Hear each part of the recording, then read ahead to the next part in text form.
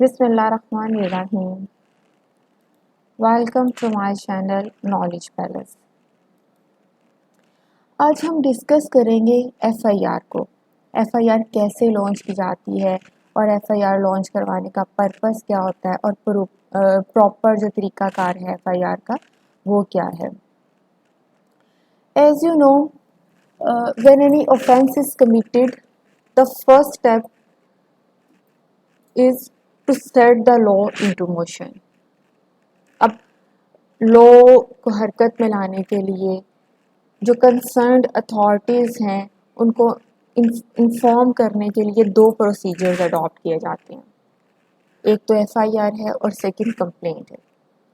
FIR जो launch की जाती है वो किसी भी जो भी करीबी पुलिस स्टेशन है वहाँ जाके लॉन्च की जाती है। कोई भी पर्सन जो कि किसी ऑफेंस के बारे में जानता है, जिसके करीब कोई ऑफेंस कमिट हुआ है या जिसने कोई ऑफेंस कमिट करते हुए देखा है, वो करीबी पुलिस स्टेशन में जाता है और एफआईआर लॉन्च कर देता है।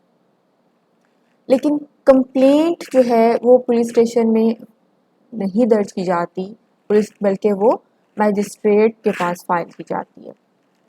तो कंप्लेंट एक अलग टॉपिक है। इसके बाद जो नेक्स्ट टॉपिक हम डिस्कस करेंगे वो कंप्लेंट है। आज हम एफआईआर को देखेंगे। FIR means first information report. First information report क्यों है कि कोई ऑफेंस हुआ तो सबसे पहले क्या होता है, उसकी रिपोर्ट फाइल की जाती है। फर्स्ट इंफॉर्मेशन दी जाती है कि ये ऑफेंस कमिट हुआ है। जिसने भी ऑफेंस कमिट करते हुए देखा है वो आई विटनेस है या उसके नॉलेज में आया है किसी भी तरह, तो वो जाके इंफॉर्मेशन देगा कंसर्न्ड अथॉरिटीज़ को। और वो कंसर्न्ड अथॉरिटीज़ कौन है? पुलिस स्टेशन में जाके एसएचओ है या कोई भी कंसर्न वहाँ पे जो भी प्रेजेंट है बंदा, उसको जाके इन्फॉर्म किया जाता है ताकि वो इन्वेस्टिगेट कर सके ऑफेंस को। क्योंकि जब तक ऑफेंस इन्वेस्टिगेट नहीं होगा तब तक जो भी मुजरिम है उसको सज़ा नहीं मिल सकेगी। तो पहला स्टेप जो होता है वो इंफॉर्मेशन देना होता है कंसर्न अथॉरिटीज़ को। Part 5, information to police and their powers to investigate. Section 154, information in cognizable cases. अच्छा, there are two types of cases, one is cognizable and second is non cognizable. अब cognizable cases क्या है और non cognizable क्या है, ये एक थोड़ा सा लंबी डिस्कशन है। इसको एक अलग से हम लेक्चर में भी डिस्कस कर लेंगे। अभी थोड़ा सा सिर्फ ये समझने के कॉग्निजेबल केसेस वो हैं जो हीनियस नेचर के होते हैं, जिसमें पुलिस के पास पावर्स होती हैं कि वो इन्वेस्टिगेट कर सकते हैं without the order of the magistrate. Non cognizable cases वो होते हैं जिनमें पुलिस के पास पावर्स नहीं होती कि वो without the order of the magistrate investigate कर सके मैटर को। तो यहाँ पे हम लोग देखेंगे कॉग्निजेबल केसेस कौन से हैं। Information relating to the commission of a cognizable offence if given orally to an officer in charge of a police station shall reduce to writing by him or under his direction and then read over to the informant, and every such information, whether given in writing or reduced to writing as aforesaid, shall be signed by the person giving it, and the substance thereof shall be entered in a book to be kept by such officer in such form as the provincial government may prescribe in this behalf। अब जो information है relating to the commission of a cognizable offence, कोई cognizable offence commit हुआ है जिसमें police officer के पास powers हैं। अब वो ओरली भी की जा सकती है और राइटिंग भी की जा सकती है। अगर वो यूजुअली ये होता है कि एक सिंपल सिटीज़न है, सिंपल पर्सन है, वो नहीं जानता कि हाउ टू राइट और उसको बस ज़्यादा नॉलेज नहीं है, लेकिन उसने ऑफेंस कमिट करते हुए देखा है, तो वो उसको इन राइटिंग नहीं जो है उसको रिड्यूस करेगा, बल्कि वो जाता है और जो भी कंसर्न्ड अथॉरिटीज़ हैं, करीबी जो भी पुलिस स्टेशन है वहाँ जाता है और इन्फॉर्म कर देता है। तो वो ओरली ही होती है। अब ओरली इंफॉर्मेशन दी गई है, officer in charge of the police station जो है वहाँ पे जाके उसको इन्फॉर्म किया गया है, तो ऑफिसर इंचार्ज क्या करेगा, सबसे पहले उसके लिख लेगा, उसको उसकी वो जो उसको बताया जा रहा है, उसे जो इंफॉर्मेशन दी जा रही है उसको रिड्यूस कर लेगा इन राइटिंग। जहाँ तो वो खुद भी कर सकता है और या फिर डायरेक्शन दे सकता है किसी भी अपने सबॉर्डिनेट को कि वो इसको इन राइटिंग रिड्यूस करे, उसको लिखवा लेगा। अब जब वो लिख लिया जाएगा तो वो पर्सन जिसने ये इंफॉर्मेशन दी है उसको पढ़ के सुनाई जाएगी कि ये तुमने इंफॉर्मेशन दी है और ये हमने इसको लिख लिया है। अब हम तुम्हें दोबारा पढ़ के सुना रहे हैं कि अगर इसमें कोई मिस्टेक है, उसको तुम करेक्ट करना चाहते हो तो कर लो। और जब वो इसको एक्सेप्ट कर लेता है कि ठीक है मैंने यही बताया है और जो बताया है वही लिखा गया है, तो फिर उसे कहा जाएगा कि यहाँ पे साइन कर दे। अगर वो साइन नहीं कर सकता तो उसके थंब इम्प्रेशंस वगैरह ले लिए जाएंगे, जो भी सब्सटेंस होगा वो इंफॉर्मेशन का, अब उसके साइन ले लिए जाएंगे। अब वहाँ पे पुलिस स्टेशन में एक रजिस्टर मौजूद होता है, वो उसका पूरे का पूरा सब्सटेंस जो है उस रजिस्टर में भी एंटर कर दिया जाएगा। अब प्रोसीजर जो है, जो भी प्रोविंशियल गवर्नमेंट ने प्रेस्क्राइब किया है उसको रिड्यूस कर इन राइटिंग रिड्यूस करने और रजिस्टर में एंटर करने का, वही प्रोसीजर अडॉप्ट किया जाता है। वो था इंफॉर्मेशन इन कॉग्निजेबल ऑफेंसेस। अब यहाँ पे नॉन कॉग्निजेबल ऑफेंसेस, मैंने आपको बताया था there are two types of offences, cognizable and non cognizable. वहाँ पे हमने बात की कॉग्निजेबल के ऑफेंसेस की, यहाँ पे हम बात करेंगे नॉन कॉग्निजेबल केसेस की। When information is given to an officer in charge of a police station of the commission within the limits of such station of a non-cognizable offence, he shall enter in a book to be kept as aforesaid the substance of such information and refer the information to the magistrate. अब यहाँ पे non cognizable cases में police officers जो कि officer in charge of the police station है या जो भी सबॉर्डिनेट हैं, उनके पास पावर्स नहीं होती कि वो without the order of the magistrate कोई इन्वेस्टिगेट करने मैटर को या कोई और एक्शन लें। तो फिर जैसे ही उन्हें नॉन कॉग्निजेबल केसेस की इंफॉर्मेशन मिलती है, वो क्या करेंगे, उसको एंटर कर लेंगे, जो भी सब्सटेंस इसका रजिस्टर में जो भी इंफॉर्मेशन का सब्सटेंस है उसे रजिस्टर में एंटर करेंगे और फौरी तौर पे जो कंसर्न मैजिस्ट्रेट है उसे इन्फॉर्म करेंगे। यहाँ पे उनकी ड्यूटी मैजिस्ट्रेट को इन्फॉर्म करना है। अब नेक्स्ट स्टेप क्या है, इन्वेस्टिगेशन। इंफॉर्मेशन हो गई, इंफॉर्मेशन मिल गई, अब नेक्स्ट स्टेप क्या आता है, उस मैटर को इन्वेस्टिगेट करना है।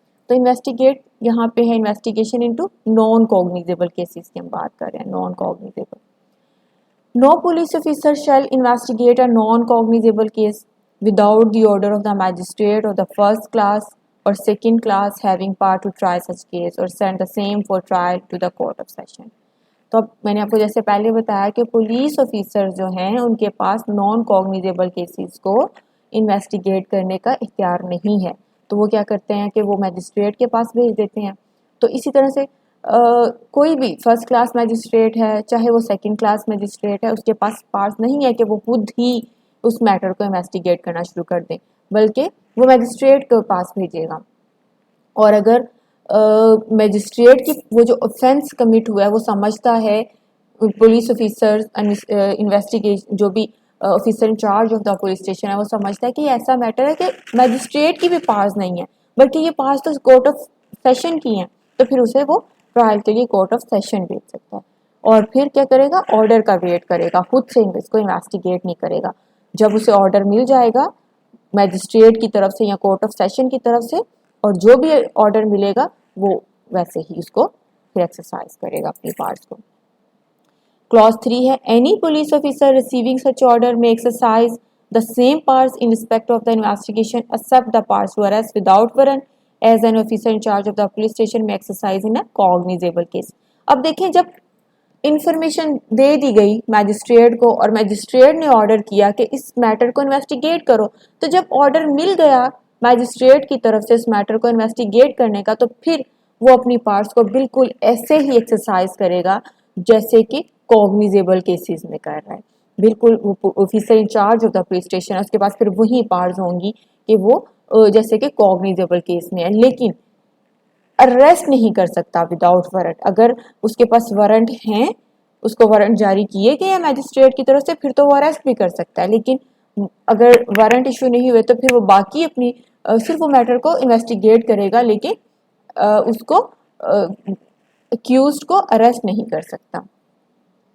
अब ये हमने सिंपल सा मैटर था नॉन कॉग्निजेबल का 155 में हमने देख लिया। 154 में हमने कॉग्निजेबल को समझ लिया कि कॉग्निजेबल केसेस क्या हैं और किसके पास पार्स हैं, और 155 में नॉन कॉग्निजेबल को देख लिया। अब आगे देखें 156 इन्वेस्टिगेशन इनटू कॉग्निजेबल केसेस। यहाँ पे वो केसेस हैं जो कि कॉग्निजेबल हैं, जिसमें पुलिस ऑफिसर जो हैं, जो कि officer in charge of the police station है, उनके पास पावर्स हैं कि वो without the order of the magistrate investigate कर सकते हैं मैटर को। तो कैसे कर सकते हैं? Any officer in charge of the police station में without the order of the magistrate investigate any cognizable case which a court having jurisdiction over the local area within the limits of such station would have power to inquire into a trial under the provision of chapter so relating to the place of the inquiry or trial। तो यहाँ पे क्या है कि जैसा मैंने आपको पहले बताया कि officer in charge of the police station जो है without the order of the magistrate investigate कर सकता है कॉग्निजेबल केस में। लेकिन कौन सा मैजिस्ट्रेट कर सकता है? वो मैजिस्ट्रेट जिसके पास ज्यूरिसडिक्शन है, उसके लोकल एरिया मैजिस्ट्रेट नहीं, वो पुलिस ऑफिसर जिसके पास ज्यूरिसडिक्शन है। और तो वो मैजिस्ट्रेट के ऑर्डर के बगैर अगर उसके लोकल एरिया में कोई ऑफेंस कमिट हुआ है और उसके नॉलेज में आया, उसे इंफॉर्मेशन मिली है, तो वो क्या करेगा? इस मैटर को इंक्वायर करेगा और इसको इन्वेस्टिगेट करेगा। Clause 2 no proceeding of a police officer in any such case shall at any stage be called in question on the ground that the case was one which such officer was not empowered under this section to investigate।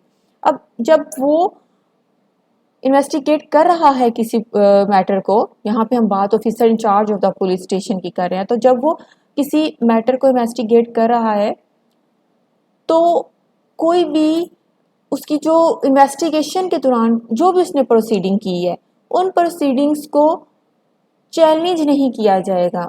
किसी भी stage पे उस पर question arise नहीं होगा, और question in grounds पे question arise नहीं होगा कि ये जो केस था इसमें तो वो एम्पावर्ड ही नहीं था कि वो इन्वेस्टिगेट करे, क्योंकि वो तो इन्वेस्टिगेट करेगा ही उन केसेस को जो कि कॉग्निजेबल है और उसके लोकल एरिया में वो ऑफेंस कमिट हुआ है, और तो उसके पास पावर्स हैं, वो इसको इन्वेस्टिगेट कर सकता है। तो उसे किसी भी स्टेज पे चैलेंज नहीं किया जाएगा और ना ही उस पर कोई क्वेश्चन अराइज होगा। अब any magistrate empowered under section 190 may order such an investigation as above mention. अब मैजिस्ट्रेट जो कि अंडर सेक्शन 190 एम्पावर्ड है, वो अगर कुछ मुनासिब समझता है तो इन्वेस्टिगेशन के हवाले से इंस्ट्रक्शंस भी दे सकता है और एम्पावर्ड भी कर सकता है।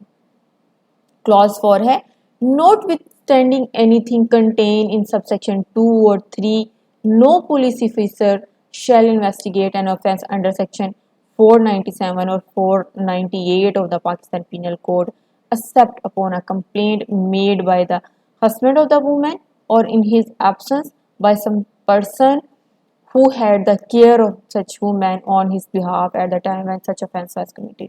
अब यहाँ पे क्या है? नॉटविथस्टैंड का मतलब होता है कि इसके बावजूद। अब इसके बावजूद के सेक्शन 2 जो प्रीवियस हमारा सेक्शन है उसकी क्लोज 2 में और 3 में जो भी कहा गया है, उसके बावजूद कोई भी पुलिस ऑफिसर जो है section 497 and 498 of Pakistan penal code में का जो ऑफेंसेस हैं उनमें इन्वेस्टिगेट नहीं कर सकता। उसमें उसके पास पावर्स नहीं है कि अगर सेक्शन 497 और 490 ऐसा ऑफेंस जो कि फॉल करता है अंडर सेक्शन 497 और 498 ऑफ पाकिस्तान पीनल कोड, तो उसमें उसके पास पावर्स नहीं है कि वो इन्वेस्टिगेट कर सके। हाँ, उसके पास पावर्स तब होंगी अगर कंप्लेंट रिसीव हुई है, और कंप्लेंट किसकी तरफ से हुई है? और husband of the women. Like ये 497 और 498 में जो ऑफेंसेस फॉल कर रहे हैं, इनकी लिस्ट जो है वो हम अलग से लेक्चर में डिस्कस करेंगे। अब पाकिस्तान पीनल कोड इसमें दे सकते हैं। औरत के करैक्टर की बात इसमें इन सेक्शंस में की गई है। तो अगर उनके हस्बैंड की तरफ से या फिर जो भी उस औरत के केयर के लिए वो उसका जो भी केयर टेकर है, अगर वो कंप्लेन करता है तो फिर तो वो इन्वेस्टिगेट कर सकता है उस मैटर को। अदरवाइज उसके पास जो ऑफिसर इंचार्ज होता है पुलिस स्टेशन है, उसके पास ये इख्तियार नहीं है कि वो इन केसेस में जो कि फॉल करते हैं 497 और 498 ऑफ पाकिस्तान पिनल कोड, उनको इन्वेस्टिगेट करे। तो इसके लिए ज़रूरी है कि कंप्लेंट फाइल की जाती है डायरेक्ट मैजिस्ट्रेट को। तो अगर मैजिस्ट्रेट को कंप्लेंट फाइल की गई है और वहाँ से इंस्ट्रक्शंस आई हैं पुलिस ऑफिसर्स को, तो फिर वो इसको इन्वेस्टिगेट कर सकते हैं, अदरवाइज वो खुद से इसको इन्वेस्टिगेट नहीं कर सकते। उसके बाद हमारे पास है 157 procedure where cognizable offence suspected. तो अब ऊपर हम क्या देख रहे थे, कॉग्निजेबल ऑफेंस कमिट हो चुका है, तो यहाँ पे ऑफेंस कमिट नहीं हुआ, सस्पेक्टेड है, तो वहां पे क्या प्रोसीजर होगा, लेकिन ऑफेंस कॉग्निजेबल होना चाहिए। If from information received or otherwise an officer in charge of the police station has reason to suspect the commission of an offence which he is empowered under section 156 to investigate, he shall forthwith send a report of the same to a magistrate empowered to take cognizance of such offence upon a police report, and shall proceed in person or shall depute one of his subordinate officers not being below such rank as the provincial government may by general or special order prescribe in this behalf to proceed to the spot to investigate the facts and circumstances of the case, and if necessary to take measure of the discovery and arrest of the offender provided as follows। अब यहाँ पे offences का जिक्र है जो suspected हैं। अगर officer in charge of a police station को इंफॉर्मेशन रिसीव हुई है किसी भी रेफरेंस से, या उसको कोई भी ऐसी रीज़न मौजूद है कि उसको शक है कि कोई कॉग्निजेबल ऑफेंस कमिट हो सकता है, और वो ऐसा कॉग्निजेबल ऑफेंस है जिसके लिए वो एम्पावर्ड है अंडर सेक्शन 156 के वो इन्वेस्टिगेट कर सकता है, तो वो क्या करेगा, फौरन ही उसको मैजिस्ट्रेट को इन्फॉर्म करेगा, जो भी कंसर्न्ड मैजिस्ट्रेट है कि वो मैजिस्ट्रेट को इन्फॉर्म करेगा। मैजिस्ट्रेट कौन सा, वो मैजिस्ट्रेट जो कि जिसकी जुरिस्डिक्शन में ये ऑफेंस जो है सस्पेक्टेड है वो कमिट हो सकता है, वो करेगा। और फिर क्या करेगा, उसको इन्फॉर्म करने के साथ साथ इन पर्सन भी प्रोसीड करेगा, या तो खुद प्रोसीड कर सकता है या किसी भी अपने सबॉर्डिनेट ऑफिसर को डिप्यूट कर सकता है कि वो इसको प्रोसीड करे, लेकिन वो जो सबॉर्डिनेट ऑफिसर है उसका रैंक वही होना चाहिए जो कि प्रोविंशियल गवर्नमेंट ने स्पेशल और जनरल ऑर्डर के ज़रिए प्रेस्क्राइब किया है, जो बताया गया है उस रैंक से कम नहीं होना चाहिए। तो उसे खुद भी कर सकता है ऑन द स्पॉट, जो है वहाँ पे जो भी जहाँ पे के सस्पेक्ट है कि यहाँ पे ऑफेंस, वो एरिया, वो जगह, वो प्लेस के सस्पेक्ट है कि यहाँ पे ऑफेंस कमिट हो सकता है, तो खुद भी जाके उस जगह पे उसको इन्वेस्टिगेट कर सकता है, और किसी भी अपने सबॉर्डिनेट ऑफिसर को भी डिप्यूट कर सकता है कि वो जाए और मैटर को इन्वेस्टिगेट करे और जो फैक्ट्स और सर्कमस्टांसिस हैं केस के वो देखे, और अगर ज़रूरी हो तो जो एविडेंस अगर कोई वो कर सकता है कलेक्ट, उसको डिस्कवरी कर सकता है किसी भी किस्म की, तो वो कर सकता है, वो तमाम ज़रूरी स्टेप्स जो हैं वो भी ले सकता है ज़रूरी है, और अगर ज़रूरी है तो ऑफेंडर को अरेस्ट भी कर सकता है। And where local investigation dispensed with, where any information as to the commission of such offence is given against any person by name and the case is not of a serious nature, the officer in charge of a police station need not proceed in person or depute a subordinate officer to make an investigation on the spot। अब information मिली और के ये offence commit हुआ है या ये offence जो है सस्पेक्टेड है, और वो इंफॉर्मेशन मिली बाय नेम कि ये पर्सन जो है ये ऑफेंस कमिट करने वाला है, तो अब क्या होता है कि officer in charge of the police station जब उसको इन्वेस्टिगेट करता है तो देखता है कि ये तो मैटर ऐसा है ही नहीं कि जो कि सीरियस नेचर का ही नहीं है, ये तो कॉग्निजेबल ऑफेंस है ही नहीं, ये तो सीरियस नेचर का मैटर ही नहीं है, या इन्वेस्टिगेट करने से पहले उसको इन्फॉर्मेशन मिलने से ये पता चल जाता है कि ये तो मैटर एक मामूली सी नोयत का, ये तो कॉग्निजेबल है ही नहीं, तो इसको तो इन्वेस्टिगेट करने की ज़रूरत ही नहीं है, तो फिर और इसमें फर्दर प्रोसीड करने की ज़रूरत नहीं है, और ना ही इसको अपने किसी सबॉर्डिनेट को डिप्यूट करने की ज़रूरत है कि वो इसको इन्वेस्टिगेट करे मैटर को। तो वो क्या करेगा, उसको बिल्कुल भी रिफ्यूज़ कर देगा, वो इस मैटर को इन्वेस्टिगेट नहीं करेगा। क्लॉज बी है, where police officer in charge sees no sufficient grounds for investigation. वही बात कि वो देखता है कि कोई सफिशिएंट ग्राउंड्स ही मौजूद नहीं है कि जिनको इन्वेस्टिगेट किया जाए। किन ग्राउंड्स पे इन्वेस्टिगेट करना है, कोई सफिशिएंट ग्राउंड्स ही मौजूद नहीं है। If it appear to the officer in charge of the police station that there is no sufficient grounds for entering on an investigation, he shall not investigate the case. तब वो समझता है कि कोई sufficient grounds मौजूद नहीं है कि मैटर को इन्वेस्टिगेट किया जाए, तो वो मैटर को इन्वेस्टिगेट नहीं करेगा। क्लॉज 2 है, in each of such cases mentioned in clause A and B, जो कि हम ऊपर पढ़ चुके हैं, of the proviso to subsection 1, the officer in charge of a police station shall state in his said report his reasons for not fully employing with the requirements of that subsection, and in the case mentioned in clause B, such officer shall also forthwith notify the informant, if any, in such manner as may be prescribed by the provincial government, the facts that he will not investigate the case or cause to be investigated। अब ऐसा matter जिनमें investigation की जरूरत ही नहीं है, और officer in charge the police station समझता है कि इन्वेस्टिगेशन की जरूरत ही नहीं है, बहुत मामूली किसी की तो बात है और ये कॉग्निजेबल केस नहीं है, तो फिर वो इन्वेस्टिगेट नहीं करेगा। लेकिन जब मैटर को इन्वेस्टिगेट नहीं करेगा तो वो पर्सन जो कि इन्फॉर्मेंट है, जिसने इन्फॉर्म किया इस बारे में, उसको नोटिफाई कर देगा कि भाई ये तो मैटर कॉग्निजेबल है ही नहीं और इसमें तो इन्वेस्टिगेशन की जरूरत ही नहीं है। और नॉन कॉग्निजेबल केसेस में तो officer in charge of the police station के पास पावर्स ही नहीं है कि वो without the order of the magistrate matter को इन्वेस्टिगेट करे, तो वो फिर इसको नोटिफाई कर देगा, जो भी उसको मुनासिब समझेगा कि इसको इन्वेस्टिगेट करने की जरूरत नहीं है। या ये ऐसा मैटर है कि वो डायरेक्ट नहीं कर सकता, इसकी कंप्लेंट फाइल होनी चाहिए, तो फिर जो डायरेक्शन मिलेंगी उसके अकॉर्डिंग करेगा। तो फिर जो भी हालात हो उसको नोटिफाई कर देगा कि मैं इसको इन्वेस्टिगेट नहीं कर रहा, या तो ये मैटर इतना सीरियस ही नहीं है, या फिर ये इसमें कंप्लेंट फाइल होनी चाहिए, मैं इसको डायरेक्ट नहीं कर सकता, तो वो इसको इन्फॉर्म ज़रूर कर देगा। उसके बाद है हमारे पास 158 report under section 157 how submitted, कि 157 जैसे हमने ऊपर देखा कि वो नोटिफाई कर देगा, तो 157 की जो रिपोर्ट है वो कैसे सबमिट की जाएगी। तो every report send to a magistrate under section 157 if the provincial government so direct be submitted through such superior officer of the police as the provincial government by general or special order points in this behalf।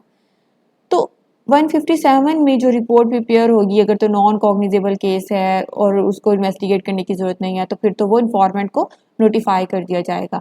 लेकिन अगर कोई ऐसा matter है जिसको investigate करना ज़रूरी था और उसको इन्वेस्टिगेट किया गया है, उसमें रिपोर्ट प्रिपेयर की गई है, तो वो रिपोर्ट फिर क्या होगा, उस रिपोर्ट अपने पास तो नहीं रख ली जाएगी। इन्वेस्टिगेट करने के बाद नेक्स्ट स्टेप तो मैजिस्ट्रेट ने ही करना है। पनिश का इख्तियार तो पुलिस के पास नहीं है, पनिशमेंट का इख्तियार, जो भी पेनाल्टीज इम्पोज की जाएंगी एक्यूज को, वो तो पावर्स मैजिस्ट्रेट के पास हैं। तो फिर यहाँ पे पुलिस की पावर्स खत्म हो जाती हैं, officer in charge of the police station की ड्यूटीज यहाँ पे खत्म हो जाती हैं जब वो रिपोर्ट प्रिपेयर कर लेता है। अब वो रिपोर्ट प्रिपेयर करके वो क्या करेगा, जिस तरह से भी प्रोविंशियल गवर्नमेंट में मेथड प्रेस्क्राइब किया है, उस मेथड के जरिए जो सुपीरियर ऑफिसर होगा पुलिस डिपार्टमेंट का, उसके जरिए ये रिपोर्ट जो है कंसर्न मैजिस्ट्रेट को भिजवा दी जाएगी। And such superior officer may give such instructions to the officer in charge of the police station as he think fit, and shall, after recording such instructions on such report, transmit the same without delay to the magistrate। अब ये जो police officer है जब report submit करवाएगा concerned magistrate को, तो वो क्या करेगा, जो सुपीरियर ऑफिसर है, जो officer in charge of the police station को जब अगर वो मुनासिब समझता है, तो सारी इंस्ट्रक्शंस वो समझता है कि कोई इंस्ट्रक्शंस ज़रूरी हैं इनके लिए ना, क्योंकि उसने रिपोर्ट प्रिपेयर की, वो फैक्ट्स और सर्कमस्टांसिस को जानता है, तो वो इंस्ट्रक्शंस दे सकता है officer in charge of the police station को कि जो भी ये रिपोर्ट है और इस पे ये फर्दर जो है प्रोसेस होना चाहिए। तो जो भी मुनासिब समझेगा वो इंस्ट्रक्शंस भी दे सकता है और फिर वो ट्रांसमिट कर दी जाएगी without delay to the magistrate को। अब रिपोर्ट सबमिट करवा दी गई है। उसके बाद हमारे पास है 159 पार्ट्स टू होल्ड इन्वेस्टिगेशन और प्रिलिमिनरी इंक्वायरी। अब इन्वेस्टिगेशन कैसे होगी और इंक्वायरी कैसे होगी। अब मैजिस्ट्रेट को जब रिपोर्ट सबमिट करवा दी है तो उसके बाद मैजिस्ट्रेट की पार्ट शुरू हो जाती हैं और पुलिस डिपार्टमेंट की पार्ट खत्म हो जाती हैं। तो यहाँ such magistrate on receiving such report may direct an investigation or if think fit as at once proceed or depute any magistrate subordinate to him to proceed to hold a preliminary inquiry into otherwise or to dispose of the case in the manner as provided in this court। अब magistrate के पास report आई तो magistrate report जैसे ही receive हुई वो समझता है कि इसको मैटर को फर्दर इन्वेस्टिगेट करने की जरूरत है, तो वो मुनासिब समझता है तो इनको फर्दर पुलिस डिपार्टमेंट को भी डायरेक्शन दे सकता है कि इसको मैटर को फर्दर इन्वेस्टिगेट करें, या इसमें इंक्वायरी की ज़रूरी खुद कोई इसमें इसको प्रोसीड करना चाहता है तो वो कर सकता है। अगर वो समझता है कि मुनासिब है तो जो भी इसका सबॉर्डिनेट मैजिस्ट्रेट है उसको भी डिप्यूट कर सकता है कि इसको प्रोसीड करे और इसमें जो है प्रिलिमिनरी इंक्वायरी जो है वो करे, या वो समझता है कि इस केस को अब डिस्पोज ऑफ कर देना ही बेहतर है तो वो जिस तरह से भी मुनासिब समझेगा इस केस को डिस्पोज ऑफ कर सकता है। तो ये पार जो है ये मैजिस्ट्रेट की हैं। उसके बाद हमारे पास आ जाती हैं 160 हमारे पास है police officers power to require attendance of the witnesses. अब यहाँ पे विटनेसेस को भी कॉल की जाती है। पुलिस ऑफिसर्स के पास ये भी पार्स हैं कि वो विटनेसेस को कॉल कर सकते हैं। विटनेसेस को अगर वो बुलाना चाहते हैं, उनकी एविडेंस लेना चाहते हैं तो वो उनको भी कॉल कर सकते हैं। तो any police officer making an investigation under this chapter may by order in writing require the attendance before himself of any person being within the limits of own or adjoining station who from the information given or otherwise appear to the acquainted with the circumstances of the case and such person shall attend as so required। तो अगर police officer ये समझता है कि कोई ऐसे persons हैं या जिन्होंने ये ऑफेंस कमिट होते हुए देखा है, ये वहाँ पे मौजूद थे या वो उनके फैक्ट्स और सर्कमस्टांसिस को जानते हैं, ये उस एरिया में रहते हैं या ये वहाँ से गुजर रहे थे, या किसी भी तरह से वो समझता है कि ये बेहतर इंफॉर्मेशन दे सकते हैं तो फिर वो उनको कॉल कर सकते हैं, उनको सामान नोटिस दे सकते हैं और उनको कॉल कर सकते हैं ताकि वो आएँ और इस मैटर के बारे में जो भी उनके पास नॉलेज है वो प्रोवाइड करें। उसके बाद जब वो उनको समय नोटिस हो गए, उनको कॉल की गई तो उसके बाद वो आते हैं तो उनका एग्जामिनेशन होता है। तो यहाँ पे 161 में एग्जामिनेशन है ऑफ विटनेसेस का बाय पुलिस, जो कि पुलिस करेगी। So any police officer making an investigation under this chapter or any police officer not below such rank as the provincial government may by general or special order prescribe in this behalf acting on the requisition of such officer may examine orally any person supposed to be acquainted with the facts and circumstances of the case। तो अब वो police officer जो कि investigate कर रहे हैं under this chapter, या और वो पुलिस ऑफिसर जो कि उसका रैंक वो होना चाहिए जो कि प्रोविंशियल गवर्नमेंट में जनरल स्पेशल ऑर्डर से बताया उससे बेलो नहीं होना चाहिए, जिसको तो जो भी प्रेस्क्राइब किया गया है। अब वो क्या करें, इन्वेस्टिगेट करें, वो क्या करेंगे कि जो वो पुलिस ऑफिसर जो ऑन रिक्विजिशन एक्ट कर रहे हैं वो क्या करेंगे कि वो जो विटनेसेस आए हैं, जिनको कॉल की गई है, जिनको सम्मन किया गया, नोटिस भेजे गए हैं, जब वो अपीयर हो जाएं तो उनका ओरली एग्जामिन करेंगे, उनसे क्वेश्चन आंसर करेंगे, इंटरोगेट करेंगे, उनको ओरली उनका एग्जामिन करेंगे। और any person who suppose to be acquainted with the facts and circumstances of the case, जो भी अपीयर हुए हैं, जिनको कॉल की गई थी, ये फैक्ट्स और सर्कमस्टांसेस को जानते हैं, अब उनको ओरली एग्जामिन हुआ। उसके बाद क्या हुआ, such person shall be bound to answer all questions relating to the to such case put to him by such officers other than questions the answer to which would have tendency to expose him to a criminal charge or a penalty or forfeiture। अब वो person जिनसे question किया जा रहा है bye police officer, वो bound है कि उनसे जो भी क्वेश्चन किए जा रहे हैं उनका आंसर करें और कुछ भी छुपाए नहीं, जो उनसे पूछा जा रहा है इसको डिस्क्लोज करें। हाँ, कोई ऐसा क्वेश्चन है जिनसे उनको जिसके आंसर से उन पे कोई पेनल्टी या हो सकती है, उनको उन पे क्रिमिनल चार्ज वगैरह लगाया जा सकता है, तो उन क्वेश्चन से वो अवॉइड कर सकते हैं, रिफ्यूज भी कर सकते हैं और ऐसे क्वेश्चन पूछने से अवॉइड भी किया जाएगा। क्लॉज 3 है the police officer may reduce into writing any statement made to him the course of examination under this section and if he does सो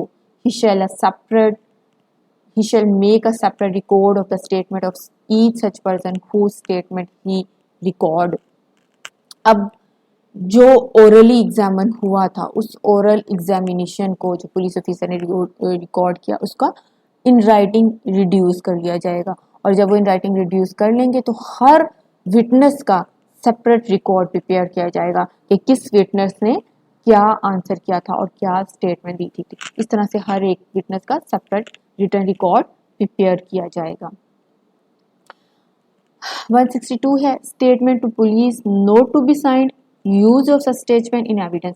अब ये जो स्टेटमेंट रिकॉर्ड की गई थी बाय विटनेसेस इन पे साइन नहीं होंगे और इनका यूज इनको एज एविडेंस भी नहीं यूज किया जाएगा।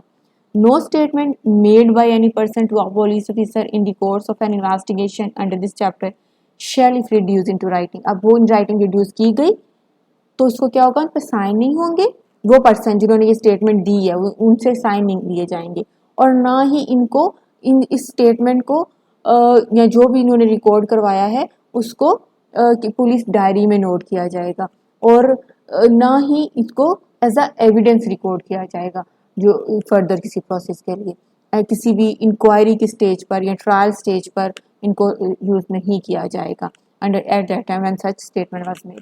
अब फिर इनको यहाँ नहीं किया जाएगा तो फिर क्यों, इसका पर्पस क्या है रिकॉर्ड करने का, ये हम नेक्स्ट देखते हैं।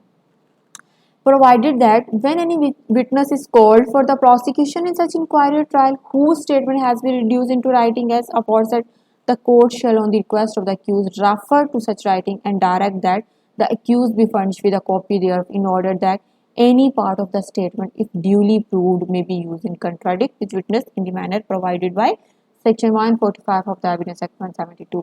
तो वो अब अगर जिन विटनेसेस की स्टेटमेंट रिकॉर्ड की गई थी बाद में इनको प्रोसिक्यूशन के लिए कॉल की गई है उसी केस में इंक्वायरी या ट्रायल में और वो रिक्वेस्ट करते हैं कोर्ट से खुद, तो वो स्टेटमेंट जो उन्होंने पहले जो है रिकॉर्ड करवाई गई थी अगर उसको रेफर करते हैं तो फिर वो स्टेटमेंट जो है कोर्ट के सामने अपीयर की जाएगी और उसकी कॉपी जो है उसको प्रोवाइड की जाएगी। और अगर वो स्टेटमेंट जो है उसको प्रूव करना ज़रूरी है तो उसको उस विटनेस को जिसने पहले स्टेटमेंट रिकॉर्ड करवाई हुई है उस स्टेटमेंट को और अब जो मजिस्ट्रेट के सामने वो स्टेटमेंट देगा उन दोनों को कंट्राडिक्ट भी किया जाएगा। और ये प्रोसीजर जो है वो एविडेंस एक्ट 145 सेक्शन 145 बल्कि एविडेंस को तो आर्टिकल कहा जाता है तो यहाँ पे थोड़ी सी मिस्टेक है तो यहाँ पे आप आर्टिकल देखिएगा, आर्टिकल 145 ऑफ एविडेंस एक्ट 1872 जो है यहाँ पे इसका प्रोसीजर जो है मेंशन किया गया है कि किस तरह से रिकॉर्ड किया जाएगा और किस तरह से इसको कंट्राडिक्ट किया जाएगा। और when any part of such statement is so used any part thereof may also be used in the re-examination of such witnesses but for the purpose only of explaining any matter referred to in his cross examination. अब वो witness जो है जिसने statement record करवाई थी अगर opposite party इसको चाहे समझती है कि ये जो है कोर्ट को मिसगाइड कर रहा है या ये झूठ बोल रहा है तो उसको क्रॉस एग्जामिन भी किया जा सकता है, लेकिन इस क्रॉस एग्जामिनेशन का पर्पस जो है सिर्फ मैटर को एक्सप्लेन करना होगा ताकि कोई इम्बिग्विटी यहाँ पे जो है वो सामने ना आए। Provided further that if the court is of the opinion that any part of any such statement is not relevant to the subject of the inquiry or trial, that its disclosure to the accused is not essential in the interest of the justice and it is inexpedient in the public interest, it shall record such opinion but for the reason thereof and shall exclude such part of the copy of the statement furnished to the accused।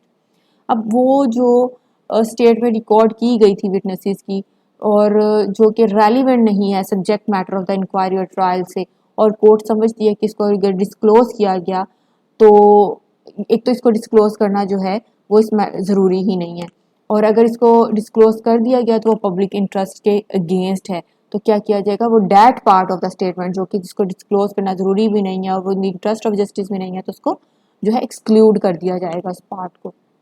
And nothing in this section shall be deemed to apply any statement falling within the purview of section 32 clause 1 of Evidence Act 1872 or the effect of the provision of section 27 of that act। अब यहाँ पे जो section 27 है 1872 evidence act का और जो section 32 है वो यहाँ पे अप्लाई नहीं होगा। तो ये था हमारी FIR हमारा टॉपिक जो था कोड ऑफ क्रिमिनल प्रोसीजर 1898 कि FIR कैसे लॉन्च करवाई जाती है, FIR को लॉन्च कराने का प्रोसीजर क्या है, कौन लॉन्च करता है, कौन करवा सकता है और किस तरह से विटनेसेस की स्टेटमेंट होगी, और सारा प्रोसीजर जो है आज के लेक्चर में हमने डिस्कस किया। आई होप आपको समझ आई होगी, अच्छे से समझ आई होगी। आप फर्दर जो है इसको फ्रेंड्स के साथ भी शेयर कर सकते हैं। So thanks for watching. अल्लाह हाफिज़।